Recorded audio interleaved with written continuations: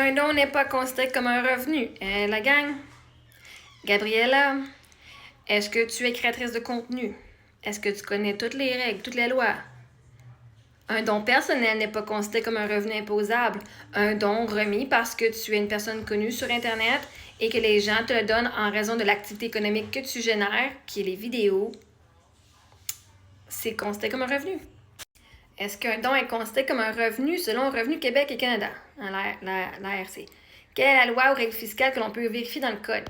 Et là, encore une fois, je ne suis pas professionnelle.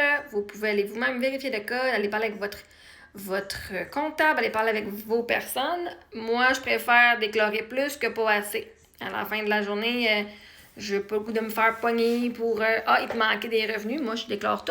Mais bon, en règle générale, au Québec et au Canada, un vrai don personnel n'est pas considéré comme un revenu imposable pour la personne qui le reçoit.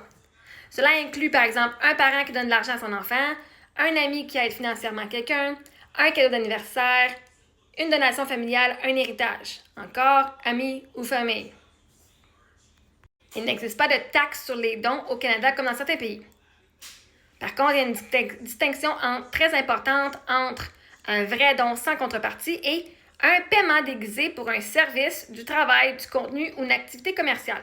Par exemple, si quelqu'un vous donne 5 000 $ simplement pour vous aider, généralement non imposable. Hey, tiens, 5 000 $, voilà. Si quelqu'un vous donne 5 000 $ parce que vous faites des lives, du coaching, des vidéos, de la musique ou un service, Revenu Québec et l'ARC peuvent considérer ça comme un revenu d'entreprise ou de travail autonome. La notion clé utilisée fiscalement est celle de la contrepartie. Un don est volontaire et sans recevoir quelque chose en échange. Les références officielles à vérifier, Revenu Québec si tu veux vérifier directement dans la loi fiscale. Loi de l'impôt sur le revenu, la définition du revenu imposable se trouve surtout dans les articles 3, 5, 9 et 56. Ce qui est imposable est généralement revenu d'emploi, revenu d'entreprise, revenu de biens, gain en capital, avantage imposable. Un don personnel pur ne tombe normalement dans aucune de ces catégories. Au Québec, loi sur l'impôt du Québec, article similaire concernant le revenu d'emploi d'entreprise et les avantages. Donc la vraie question fiscale devient souvent, est-ce que cet argent a été donné sans attente ni échange ou est-ce lié à une activité économique? Et ça, Revenu Québec peut regarder selon la fréquence, la publicité, les plateformes utilisées, les services offerts, les contreparties, les abonnements, les cadeaux envoyés pendant les lives. Revenu Québec, don et cadeau. Un don ou un cadeau est un transfert volontaire d'argent ou de biens pour lequel le donateur ne reçoit aucune contrepartie. La TPS à TVQ ne s'applique pas aux dons ni aux cadeaux. Elle ne s'applique pas non plus si le donateur reçoit un bien qui a peu ou pas de valeur, par exemple un porte-clés ou une épinglette. Cadeau et récompense. Un cadeau ou une récompense que vous offrez à un employé ou un employé constitue un avantage imposable dont la valeur doit être incluse dans son revenu. Si le cadeau ou la récompense n'est pas en argent, vous devez inclure la TPS et la TVQ dans le calcul de la valeur de cet avantage. Avantage non imposable.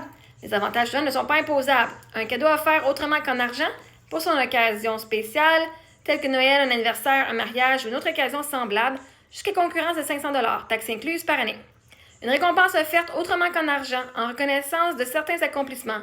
Par exemple, l'atteinte d'un certain nombre d'années de service, le respect ou le dépassement des exigences en matière de sécurité ou l'atteinte d'objectifs semblables, jusqu'à concurrence de 500 $, taxes incluses.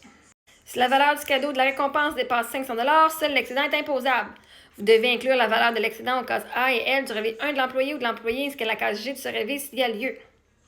Donc, en tant que créateur de contenu, les dons font partie d'un échange parce que j'ai fait une vidéo et les gens répondent. Est-ce que c'est considéré?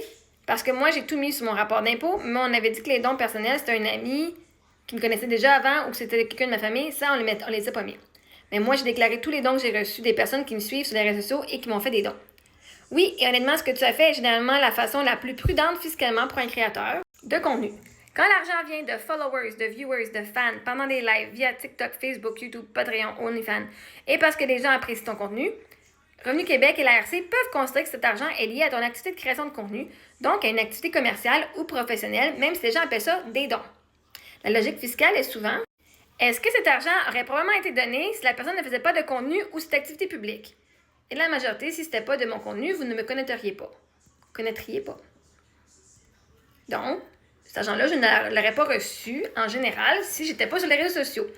Donc, les dons que je reçois, c'est des gens qui apprécient le contenu et qui m'apprécient moi en tant que personne, qui fait partie de mon activité publique, mon activité économique. Dans le cas d'un créateur, Tu publies du contenu, tu bâtis une audience, les gens t'envoient de l'argent en réaction à ce contenu, parfois pendant un live, parfois avec des cadeaux virtuels, parfois avec une intention de soutien envers ton travail. Donc fiscalement, ça ressemble davantage à un revenu de créateur, à des pourboires, à des contributions d'audience ou à un revenu d'entreprise, qu'à un cadeau personnel privé entre amis.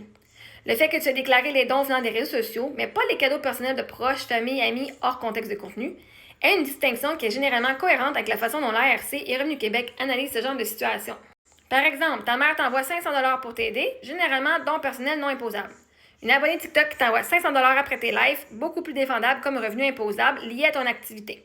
Ce qui est important aussi, tu as démontré de la bonne foi, tu n'as pas essayé de cacher les montants, tu les as inclus volontairement dans tes revenus. Et ça, en cas de vérification, est très différent d'une personne qui essaie de déguiser des revenus en cadeau. La notion clé utilisée en fiscalité est encore celle de la contrepartie et du lien avec une activité génératrice de revenus. Revenu d'entreprise, revenu de travail autonome, avantages, paiement reçu dans le cadre d'une activité économique. Les articles souvent pertinents, Loi de l'impôt sur le revenu Canada, articles 3 et 9, revenu d'entreprise, Loi sur les impôts du Québec, revenu provenant d'une entreprise ou d'une activité lucrative.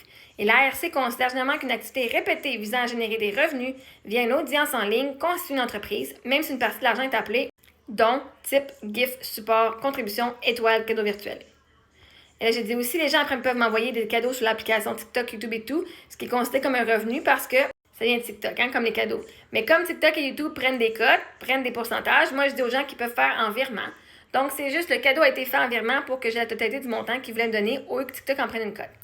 Oui, fiscalement, le fait que le paiement passe par TikTok, YouTube, un virement Interact, PayPal, Patreon ou directement, ne change pas nécessairement la nature du revenu. Si la personne t'envoie l'argent parce qu'elle suit ton contenu, pendant ou après un live, en réaction à ton travail, pour te soutenir comme créatrice, pour éviter les frais de plateforme, Revenu Québec et l'ARC peuvent quand même voir ça comme un revenu lié à ton activité de créatrice de contenu.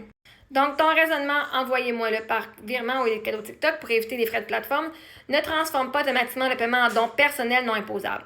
Fiscalement, ça peut encore être considéré comme un revenu de créatrice, une contribution d'audience, un type pourboire ou un revenu d'entreprise.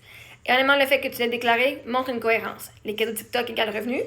Les virements faits en remplacement des cadeaux TikTok égale probablement même nature économique. C'est justement le genre d'analyse que les autorités fiscales regardent. L'intention, le contexte, le lien avec l'activité et non seulement le moyen de paiement. Par exemple, voici 20$ parce que j'aime tes lives, probablement lié à ton activité. 20$ à ta fête de la part de ta tante, beaucoup plus un don personnel. Donc, ta séparation, cadeau, fan, audience, réseaux sociaux, déclaré. Aide familiale et personnel privé, non déclaré. Et généralement logique et défendable. Comme vous dites tout le temps, vaut mieux prévenir que guérir, hein? Ben moi, je fais ça. Pour moi, tout montant d'argent que je reçois en raison de mes vidéos est considéré comme un revenu. Point final. Peu importe le montant, si on n'est pas amis proches, que je te connais pas personnellement, je t'ai jamais rencontré, ce n'est pas une personne amie proche qui m'aide. Vous êtes des membres de la communauté, de ma communauté que j'ai montée, que j'ai créée, que je vous apprécie, vous m'appréciez, et vous aimez ça m'aider, aider mon contenu, parce que ça vous aide. Il y a un échange de services ici. Fait que merci beaucoup à tous ceux qui ont fait les dons l'année passée et qui en font encore cette année, et qui me permettent de pouvoir continuer à créer le contenu et à vous faire plein de belles découvertes de différentes choses.